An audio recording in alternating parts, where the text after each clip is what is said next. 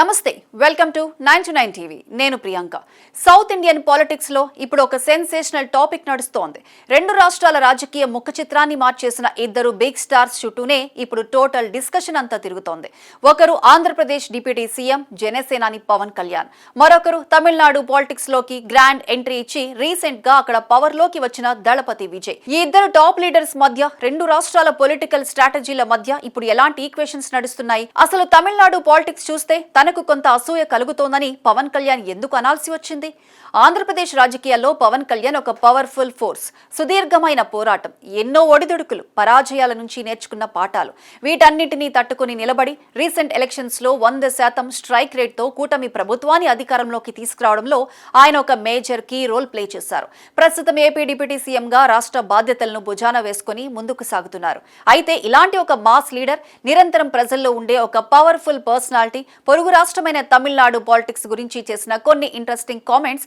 ఇప్పుడు సోషల్ మీడియాలో విపరీతంగా వైరల్ అవుతున్నాయి తమిళనాడులో రీసెంట్ గా జరిగిన పొలిటికల్ డెవలప్మెంట్స్ అందరినీ ఆశ్చర్యపరిచాయి స్టార్ హీరో విజయ్ తన తమిళగ వెట్రి కజగం అంటే టీవీకే పార్టీని స్థాపించి చాలా తక్కువ టైంలోనే అక్కడ అద్భుతమైన విజయాన్ని అందుకున్నారు నేరుగా ముఖ్యమంత్రి పీఠాన్ని కైవసం చేసుకుని అరవ పాలిటిక్స్ లో ఒక కొత్త రికార్డ్ క్రియేట్ చేశారు విజయ్ సాధించిన ఈ సక్సెస్ పట్ల అందరూ హ్యాపీగా ఉన్నప్పటికీ పవన్ కళ్యాణ్ మాత్రం దీనిపై తనదైన స్టైల్లో చాలా హ్యూమరస్ గా అదే టైంలో ఎంతో డెప్త్ ఉన్న వ్యాఖ్యలు చేశారు తమిళనాడు పాలిటిక్స్ అక్కడి లీడర్స్ ఎన్నికల ప్రచారం చేసే విధానాన్ని చూస్తుంటే తనకు కొంత అసూయ కలుగుతోందని పవన్ కళ్యాణ్ నవ్వుతూ చమత్కరించారు అవును ఆయన అన్న మాటల వెనుక ఒక పెద్ద పొలిటికల్ పెయిన్ ఒక సుదీర్ఘమైన ఎక్స్పీరియన్స్ దాగి ఉన్నాయి తమిళనాడులో నేతలు కేవలం కటౌట్లు పెట్టి అధునాతన హోలోగ్రామ్ టెక్నాలజీలను ఉపయోగించి చాలా సులభంగా సరదాగా ప్రచారం పూర్తి చేస్తారని కేవలం ఆ ఇమేజ్ తోనే ఈజీగా ముఖ్యమంత్రులు అయిపోతున్నారని ఆయన వ్యాఖ్యానించారు కానీ తన విషయానికి వస్తే సీన్ పూర్తిగా భిన్నంగా ఉందని పవన్ కళ్యాణ్ గుర్తు చేసుకున్నారు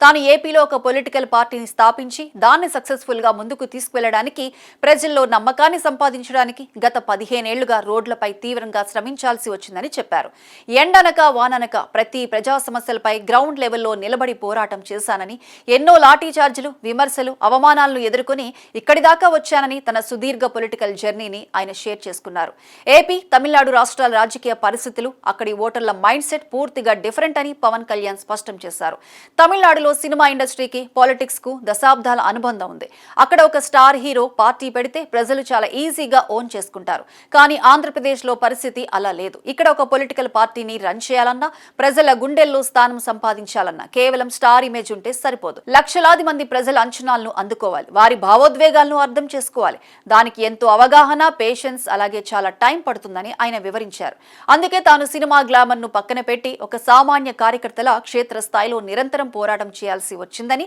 అప్పుడే ప్రజలు తనను నమ్మి ఈ రోజు ఈ పొజిషన్ లో కూర్చోబెట్టారని పవన్ కళ్యాణ్ ఎంతో మెచ్యూరిటీతో మాట్లాడారు విజయ్ సాధించిన విజయాన్ని అభినందిస్తూనే ఏపీలో రాజకీయాలు చేయడం ఎంత టాస్కో ఇక్కడ సక్సెస్ అవ్వటం వెనుక ఎంత హార్డ్ వర్క్ ఉందో ఆయన చెప్పకనే చెప్పారు కూటమి ప్రభుత్వంలో డిఫరెంట్ పోర్ట్ఫోలియోస్ హ్యాండిల్ చేస్తూ ఫుల్ బిజీగా ఉన్న పవన్ కళ్యాణ్ పొరుగు రాష్ట్ర రాజకీయాలపై అలాగే తన సొంత పొలిటికల్ జర్నీపై చేసిన ఈ సెన్సేషనల్ కామెంట్స్ ఇప్పుడు రెండు రాష్ట్రాల్లోనూ ఒక హాట్ డిబేట్ కు దారితీశాయి పవన్ కళ్యాణ్ అన్న మాటలు అటు విజయ్ ఫ్యాన్స్ ను ఇటు జనసేన ఫాలోవర్స్ ను విపరీతంగా అట్రాక్ట్ చేస్తున్నాయి ఒక లీడర్ పడే కష్టాన్ని ఇంత ఓపెన్ గా ఇంత హానెస్ట్ గా ఒప్పుకోవటం కేవలం పవన్ కళ్యాణ్ కే సాధ్యమంటూ నెటిజన్లు కామెంట్స్ చేస్తున్నారు ఏది ఏమైనా Tamil Nadu easy politics versus AP tough politics అంటూ పవన్ కళ్యాణ్ చేసిన ఈ అనాలిసిస్ ఇప్పుడు పొలిటికల్ సర్కిల్స్ లో ఒక టాక్ ఆఫ్ ది టౌన్ గా మారింది కీప్ వాచింగ్